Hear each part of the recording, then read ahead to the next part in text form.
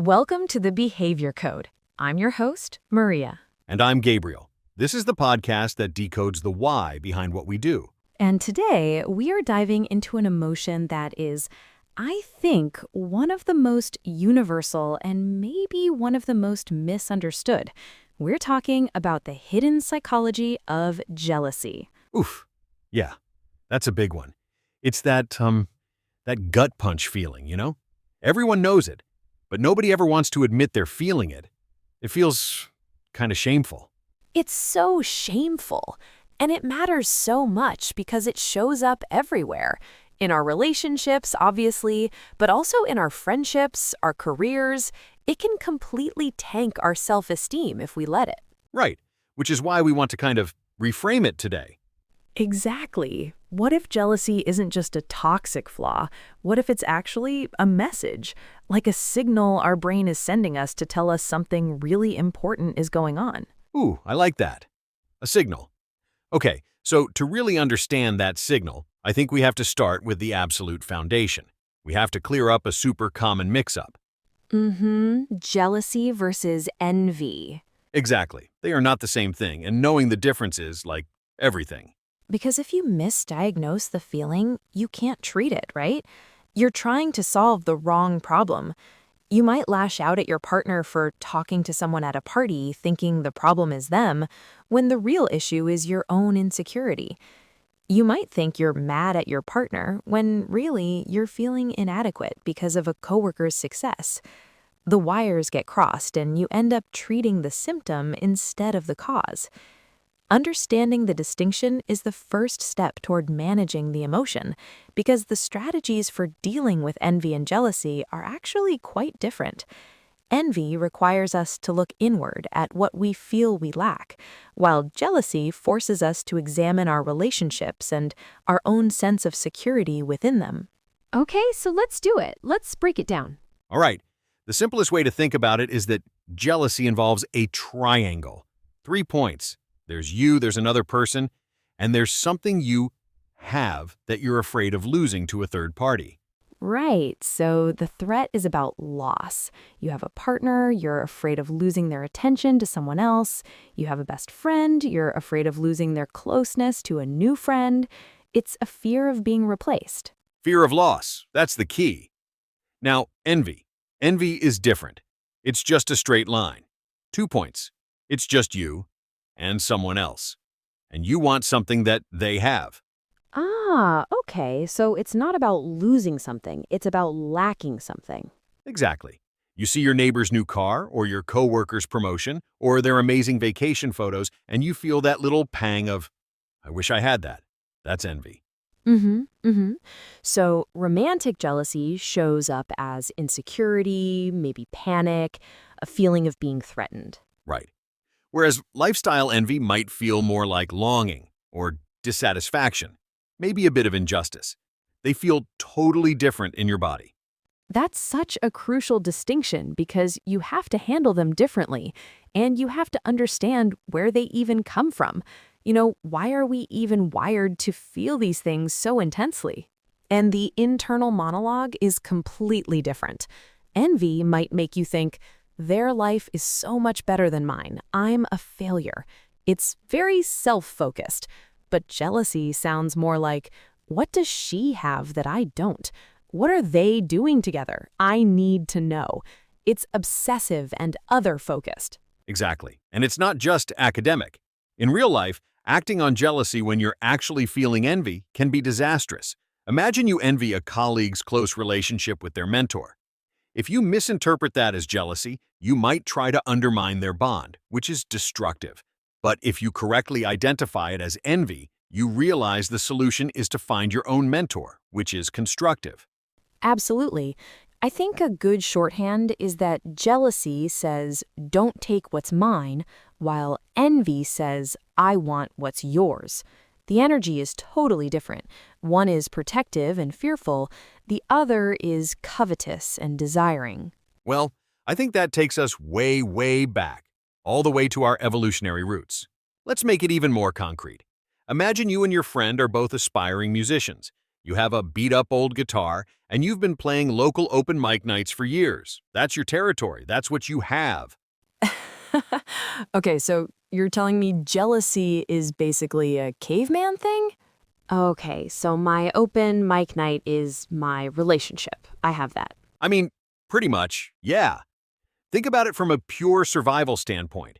For our ancient ancestors, a partnership wasn't just about, love and companionship. It was about staying alive. Exactly. Now your friend, who never showed much interest, suddenly buys a top-of-the-line guitar and starts practicing obsessively. That feeling of wanting that specific, better guitar? That's envy. It's about the object, the status it represents. But then, they get a spot at your open mic night and the crowd loves them. That hot, panicked feeling that they're taking over your turf, your audience, your identity as the musician. That is jealousy. You're afraid of losing your spot, your relationship with the venue and the audience. Right. It meant protection, resources, someone to help you raise offspring so your genes could get passed on. That's a perfect illustration. The envy is about the tool, the object. The jealousy is about the identity, the social role. It hits on a much deeper level of threat. Exactly. So if that bond was threatened, if your mate started sharing resources or giving protective attention to someone else, that was a direct threat to your survival, right? And we often use the words interchangeably, but the internal experience is so different. Envy feels like a longing, a deficit. It's a feeling of, I am less than because I don't have that. Jealousy, on the other hand, is a panic. It's a feeling of, I'm about to be less than because something is being taken from me. One is about aspiration, the other is about preservation. So jealousy was the alarm system. It was the alarm system. It was this incredibly powerful, motivating emotion that just screamed, hey, pay attention, guard your mate, protect this bond. It was an evolutionary advantage. So it's a feature, not a bug. It's an ancient feature, and it wasn't just for mates. It applied to your social standing in the group too. If you lost your social connections, you could be cast out, which was basically a death sentence. That makes so much sense. It's wild how that same ancient wiring plays out today. We're not, fighting over a piece of meat, but we're fighting for likes, for attention, for online validation. And this is where social comparison comes in. We are wired to constantly assess our standing relative to others. Who has more resources? Who is more desirable? In a tribe, this was crucial information. It told you where you stood and what you needed to do to improve your chances of survival and reproduction. That instinct is still with us, but now it's triggered by things like follower counts and job titles instead of hunting prowess. It's the exact same system in a totally different playground. That little spike of anxiety you feel when your partner likes someone else's vacation photos? That's your ancient mate-guarding instinct firing off in a digital world. Wow, our brains are running on ancient software in a modern world. That's it in a nutshell. And speaking of brains, we should probably talk about what's actually happening in there, like on a neurological level, when that jealousy alarm goes off. Okay, let's get nerdy. What happens inside our head? So, the moment you perceive a threat, real or imagined, your brain it lights up. The first responder on the scene is a little almond-shaped area called the amygdala. Ah, the amygdala. The brain's threat detector, right? The emotional center. Yeah, it's the smoke alarm. It doesn't know the difference between burnt toast and the house burning down. It just screams, danger. It bypasses all your logical thinking and goes straight to raw, primal emotion. So that's the gut punch feeling. It's the amygdala hijack. That's the hijack. And while that's happening, your prefrontal cortex, the logical CEO part of your brain, is desperately trying to catch up. It's trying to say, okay, wait, hold on, let's look at the facts here. But it's in a battle with this massive emotional wave. The classic battle between feeling and thinking. I know it well. Right? And then the chemicals come. Your body gets flooded with stress hormones like cortisol. Your heart starts pounding, your stomach clenches, you're in fight or flight mode. It is a deeply physical experience. It really does feel physical. And to make it all more intense, the thing you're afraid of losing, your partner, their love, their attention, is linked to your brain's reward circuits, which run on dopamine. The threat of losing that reward feels extra painful. And it's also tied to oxytocin, the bonding hormone, so the threat of disconnection feels devastating. Wow, so it's like a perfect storm of threat, stress, and reward loss. No wonder it feels so overwhelming and out of control. It's a full body, full brain takeover. And nowhere do we see that play out more intensely, than in our romantic relationships. Okay, so let's get into it. When we feel jealous in a relationship, what's really going on? Is it actually about our partner's behavior, or is it, about us? I think 9 times out of 10, maybe even more, it's about us. Romantic jealousy is usually a mask for a much deeper fear. It's often the fear of abandonment, or the fear of inadequacy, the fear of not being good enough. Right, it's that story we tell ourselves. What if they find someone better, smarter, funnier? Exactly that narrative. And so much of our tendency toward that narrative is shaped by our attachment style. Which comes from our childhood experiences. Yep. If you have an anxious attachment style, you might be constantly on the lookout for signs of disconnection, because you learned early on that relationships can be unpredictable. So you're more likely to see a partner's text to a friend as a huge threat. Mm-hmm. Whereas someone with a secure attachment style might see the exact same thing and just think, oh, they're talking to their friend. Their default setting is trust, not fear. Completely. And someone with an avoidant style might just shut down and pretend not to care at all, even if deep down they're panicking. Our past really does write the code for our present reactions. It's fascinating. Can we talk through some of those, everyday scenarios?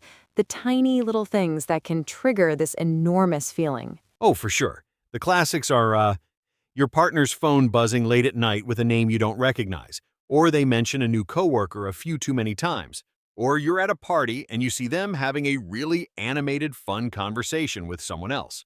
Yeah, or even something as seemingly innocent as them complimenting someone else. It's almost never about the event itself. It's the story we immediately tell ourselves about what it means.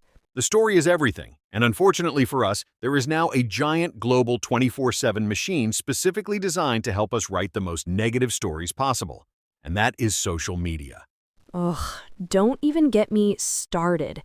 Social media, it's like a jealousy factory, isn't it?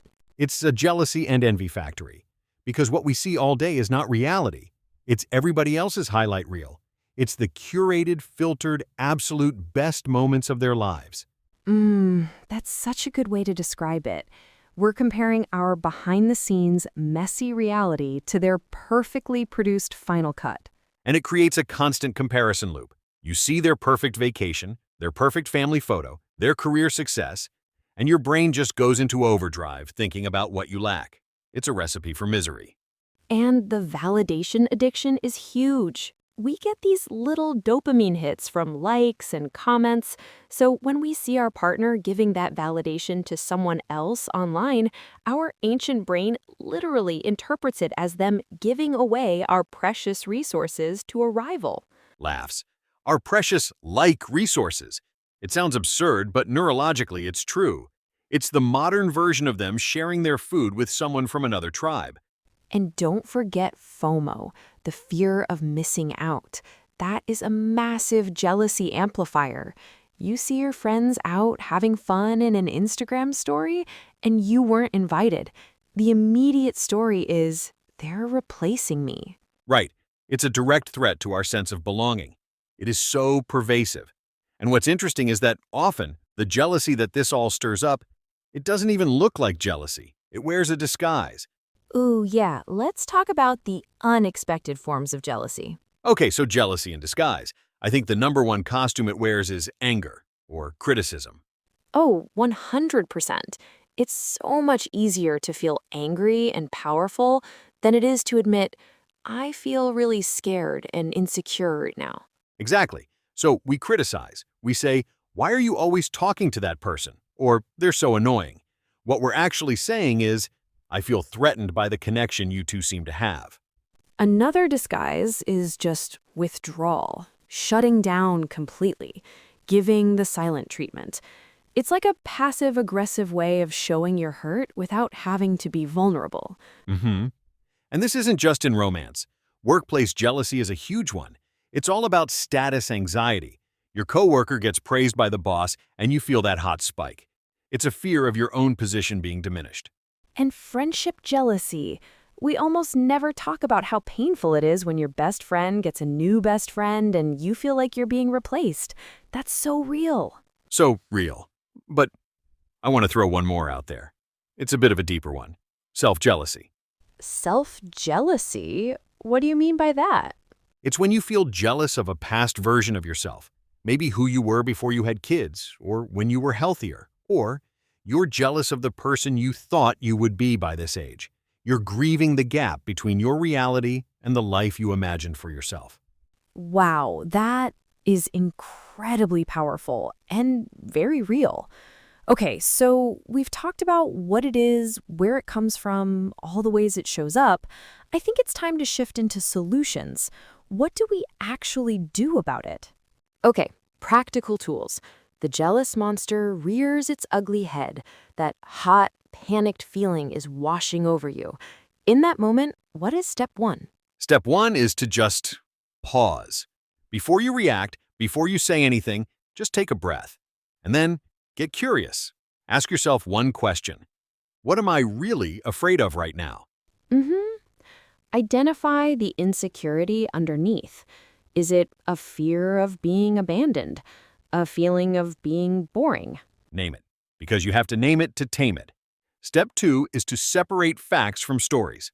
Ooh, that's a good one. So, the fact is, my partner laughed at someone else's joke. The story is, they think that person is way funnier than me, they're going to leave me, and I'll die alone. Okay, a slight exaggeration, but yes, I see the difference. All our suffering is in the story, so stick to the facts. Then, step three is communicate your feeling calmly using I statements, not accusations. So instead of, why were you flirting with them? It's something like, hey, when I saw you talking with them so intensely, I started to feel insecure. I told myself a story that I'm not that interesting to you anymore, and I think I need a little reassurance. That's perfect. It invites your partner in instead of pushing them away. And then the final long-term work is building your own self-worth, so that your sense of security comes from inside you, not from someone else's constant approval. That's the big project. That's the real work. So really, when you boil it all down, the big takeaway here is that jealousy doesn't have to be this big, scary, destructive monster that we're ashamed of. Not at all. If we can learn how to work with it, it's just a signal. It's a huge, flashing neon sign that points directly at our deepest insecurities, our fears, and the areas in our life where we need to give ourselves a little more compassion. It's an invitation to look inward, to stop asking, who can I blame for making me feel this way, and start asking, what part of me needs some attention and care right now? That's it exactly. It's a roadmap for your own personal growth. It's not a flaw, it's a guide. So maybe that's the challenge for everyone listening. The next time you feel that little pang of jealousy, just pause, get curious, and ask it, what are you trying to tell me? And that's our code for this week. Thank you so much for tuning in to the Behavior Code. If you enjoyed the episode, please consider leaving us a review on whatever platform you're using. It's a huge help. Until next time, stay curious. Music swells and plays out.